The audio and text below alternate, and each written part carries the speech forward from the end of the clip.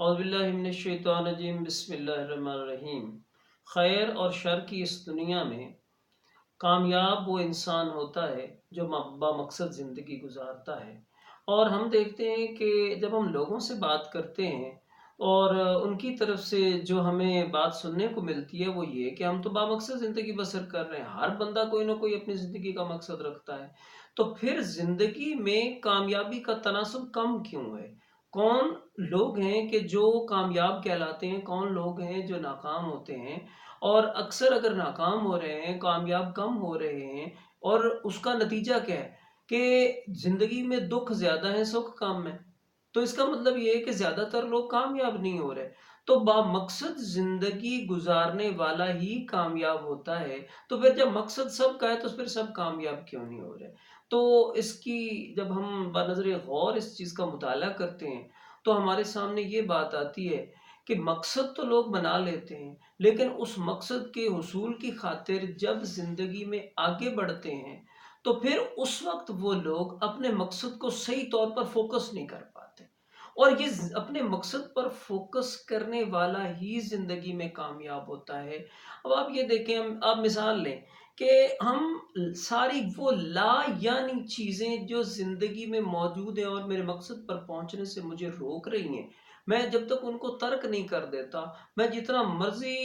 اس زندگی کے اندر ہاتھ پاؤں مار لوں، میں کامیاب نہیں ہو پاؤں گا۔ آپ یہ دیکھیں کہ ایک بندہ جو دریا میں ڈوب رہا ہے اور وہ ڈوبتے ہوئے اگر دریا کو برا بھلا کہتا ہے، وہ پانی کے خلاف باتیں کرتا ہے، تو یہ باتیں اس کو ڈوبنے سے نہیں بچا سکتی۔ وہ وہاں دریا کے خلاف جتنی مرضی باتیں کرے لیکن وہ مسلسل ڈوبتا چلا جائے گا۔ اب اسے اپنی اس ناگہانی آفت سے بچنے کے لیے، یا اس پر جو مصیبت آئی ہے اس سے بچنے کے لیے، اسے اپنی ایک سٹریٹجی طے کرنی ہے، اور فوراً اس کو یہ سوچنا ہے کہ مجھے اپنے ہوش و حواس قائم رکھنے ہیں، اور اس کے تحت مجھے جو ہے اس وقت اس کی زندگی کا مقصد صرف یہ ہے کہ وہ ڈوبنے سے بچنا چاہتا ہے۔ اور اب وہ ڈوبنے سے اس طرح سے بچ سکتا ہے کہ وہ اپنے حواس کو بچا رکھے اور اپنی ہر ممکنہ مدد تک پہنچنے کی کوشش کرے۔ اور یہ بات میں ایسے ہی نہیں کر رہا، ہم دیکھتے ہیں کہ اسلام کی منشا اور مرضی بھی یہی ہے کہ وہ بھی یہی چاہتا ہے کہ انسان جو ہے وہ اپنے دین میں بھی اور اپنی دنیا میں بھی فوکسڈ رہے۔ فوکسڈ انسان جو ہے، جو اپنے مقصد کی طرف چلتے ہوئے ادھر ادھر کی تمام وہ چیزیں جو اس کی با مقصد زندگی کو ڈسٹرب کر رہی ہوتی ہیں وہ ان کو چھوڑ دیتا ہے۔ نبی کریم صلی اللہ علیہ وآلہ وسلم سے ایک صحابی نے عرض کیا کہ یا رسول اللہ اسلام کیا ہے؟ تو آپ صلی اللہ علیہ وآلہ وسلم کی جو بات ہے وہ تمام باتوں سے بڑھ کر ہے کہ آپ صلی اللہ علیہ وسلم نے فرمایا یہ کہ تو اپنا دل اللہ کے سپرد کر دے اور اپنا رخ اللہ کی طرف کر لے۔ اب اگر آپ نبی صلی اللہ علیہ وآلہ وسلم کے اس فرمان کو ہی دیکھیں تو ہمارے سامنے یہ بات آتی ہے کہ اسلام یہ ہے کہ ہم اللہ کے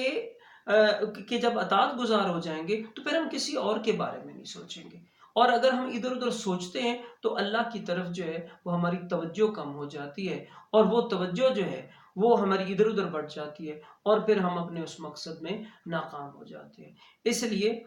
اس لیے ہمیں چاہیے کہ ہم بامقصد زندگی بسر کریں۔ آپ ایک کامیاب طالب علم کی مثال لیں جو بورڈ کے ٹاپرز ہیں، اس کی مثال لیں، تو وہ طالب علم جو ہے وہ اپنے 24 آور کے ایک سرکل کے اندر اپنی پڑھائی پر فوکسڈ ہوتا ہے۔ اب ایک طالب علم سے پوچھا جائے تو آپ کا مقصد کیا، تو وہ کیا بتائے گا؟ وہ یہی کہے گا کہ میں تو تعلیم حاصل کرنا چاہتا ہوں، لیکن اگر اس کی زندگی کا مطالعہ کیا جائے تو پتہ یہ چلتا ہے کہ وہ زندگی میں مقصد بنایا تعلیم کا، لیکن وہ تعلیم کے علاوہ باقی سارے کام کر رہا ہے، تعلیم ہی نہیں حاصل کر رہا صحیح طور پر، اور وہ اس کی وجوہات موبائل ہوں یا کوئی بھی معاملہ ہو، کسی طرح سے اس نے یہ کیا جو غلطی کی ہے وہ یہ کی ہے کہ وہ بامقصد زندگی بسر نہیں کر رہا ہے، وہ اپنے ایک مقصد کو بنا کر اپنے مقصد کو فوکس نہیں کر رہا ہے۔ لہٰذا ضرورت اس بات کی ہے کہ ہم زندگی میں کوئی بھی مقصد جب بنائیں، کیونکہ مقاصد کے بغیر زندگی تو نہیں بسر ہوگی، جب کوئی مقصد بنائیں گے تو پھر اس مقصد کو ہمیں فوکس کرنا ہے، اور باقی تمام وہ لا یعنی چیزیں جو ہیں، جو کہ اسلام کی خوبی بھی یہی ہے کہ اس کی منشا اور اس کی مرضی بھی یہی ہے کہ ہم تمام لا یعنی چیزوں سے بچ جائیں۔ اللہ ہمیں عمل کی توفیق دے۔